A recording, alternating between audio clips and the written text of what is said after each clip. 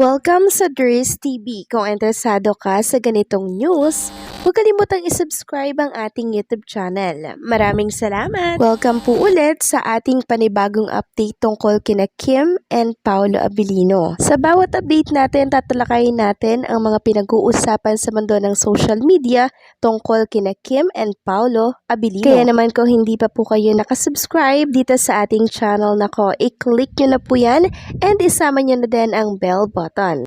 So ayan, welcome back again sa ating YouTube channel mga kakimpaw, and sa update natin ito, panibagong update na naman ang pag-uusapan natin for Kim and Paolo Abilino. So unahin natin ang tungkol dito sa nirepost ni Chinita Princess sa X. Paano ba naman kasi mga kakimpaw, may isang Kimpaw fan na naipangalan po yung ticket kay Kim Chu. Concert ata yon ng Blackpink, tapos nung pinapapalitan niya po yung name, ayaw na pong palitan. I think kailangan daw nilang mag-usap ni Chinita Princess. Kaya sabi po ni Kim, I think ako na ang manunood. Sabi po ni Mitch, thank you sa SM Tickets na Baliches. May pa-drinks at popcorn. Ticket secured for day 2. Pero update, ayaw pa din nila palitan yung Kim Chu name Blackpink tickets ko ng day 1. Paano ba naman kasi ang iniisip niya ay si Kim Chu, kaya ang nailagay siguro ay name po ni Kim Chu. Grabe naman yun, di ba? Sabi nga niya dito, alam mo Kim Chu, Princess Chinita, kailangan nating mag-usap. Kasi sa iyo talaga nakapangalan yung Blackpink ticket ko eh. Ilang araw ko nang pinoproblema. Grabe naman yan, di ba? Dapat palitan na lang nila, or else si Kim Chu talaga yung manunood dyan. Di ba? Kasi si Kim Chu, ang pangalan niya naman ay Kimberly Su Yap Chu. Nakakaloka, 'di ba? Kaya paalala lang mga kakimpaw, pag kayo'y magpi-fill up ng mga ganito, dapat kondisyon ng isip ninyo kasi hindi na po pwedeng palitan talaga yung pangalan.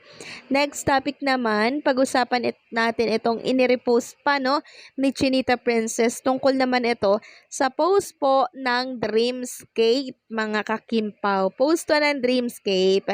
Sabi ni Chinita Princess dito, nagulat siya, emoji lang yung naging reaction niya dito. So, ito yung nilabas ng Dreamscape kanina or kahapon.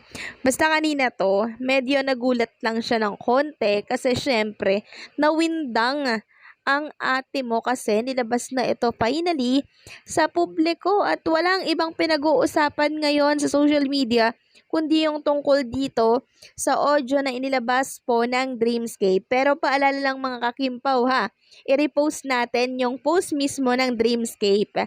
Meron po kasing ibang mga netizen na ginagrab talaga yung video tapos pinopost sa mismong account. Kaya yung dapat na mapunta dito sa account ng Dreamscape na views or engagement, napupunta po, nahati, napupunta doon sa mga account na hindi naman dapat kinukuha yung video. Kaya ang paalala po nitong si CD, I don't want to be that person na namumulis, pero please, huwag nyo i-upload sa sarili nyong account if may mga pa-teaser or anything related to it posted by the management. Pwede nyo naman yan i-requote. Minsan, mas mataas pa engagement nyo kaysa original. Promote nyo yung original. Yes, agree ako dito sa sinabi ni CD, no? Kasi sayang naman yung effort ng mismong Dreamscape, di ba? Kung kukunin lamang po ng mga netizen at i-upload sa kanilang account. I-requote na lang natin para yung engagement mapunta mismo doon sa naghirap po produce ng audio or video. And paalala lang po, pag naglabas na po ng mismong teaser ang Dreamscape tungkol dun sa series ni Kim and Paolo, wag nating kunin din yung mga video, bagkos i-repost natin, okay? Para yung views, yung engagement kay Kim and Paolo Abilino or sa mismong Dreamscape. Tulong na po natin yon sa management ni Kim and Paolo or kay Kim and Paolo Abilino mismo. Next topic naman, pag-usapan natin mga kakimpaw, ang post nitong si Kimpaw Couple Forever. O credit sa post mo ha. Sabi niya, meron lang sana akong gustong itanong daw. Bakit nagulat yung lips bakit nakagat yung lips ni Kimi sa huling rehearsal nila ng What's Wrong with Secretary Kim PH? Tapos, nung ibang eksena din si Kimi kinagat din or kinagat niya lips ni Paulo. O 'di ba walang daya ang kiss nila. And nakita ko nga po mga kakimpaw dito sa shinare niyang picture, namumula po yung ibang part ng labi ni Chinita Princess, no? Halata pong may kagata. So siguro nanggigil si Paolo Abilino dito sa labi ni Chinita Princess na pagkanipis-nipis. Kaya siguro nakagat, no? Nanggigil sila sa isa't isa. Nakakatuwa naman kung ganon, di ba? Ako yung kinikilig sa mga ganitong nangyayari kay Kim and Paolo Abilino. Para bang andoon yung pagka-miss, pagkasabik, no? Nakakaloka naman yan. Kahit na ito ay for work lang nung What's Wrong with Secretary Kim. Ano ba tong nararamdaman ko, no? Nahihibang na ata ako mga kakimpaw. Paano ba naman kasi may pakagat dito si Kim Chu? Ayan po, oh. Halata naman natin dyan. Nakagat yan ni Papi Paolo Abilino dahil doon sa mga naging eksena po ni Kim and Paolo Abilino. So, what's wrong with Secretary Kim? So, andun talaga yung gigil mga kakimpaw.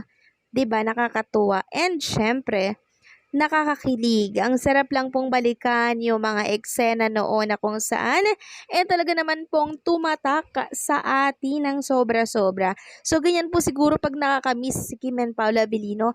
Parang wala tayong ibang ginagawa kundi mag-throwback ng mga nakaka-good vibes na happenings kay Kim and Paolo. Ang tagal kasi naman ng June 18, 'di ba? Tapos kailan pa 'yung sisimulan? Siguro mga July or August. So medyo nakakamiss si Kim and Paolo Abilino. Kaya sana naman 'di ba, dalas-dalasan nila 'yung pag-share ng mga ganap nila, no?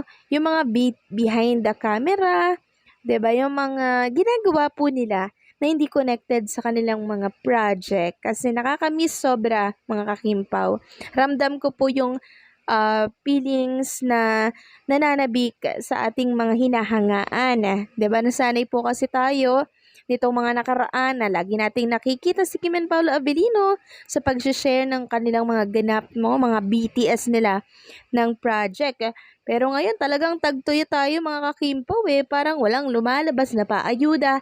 'Di ba? Kaya nakakamiss din. Kaya nung lumabas po yung audio ng Dreamscape, ang mga Kimpaw fans po, sobrang ang saya nila, sobrang excited nila.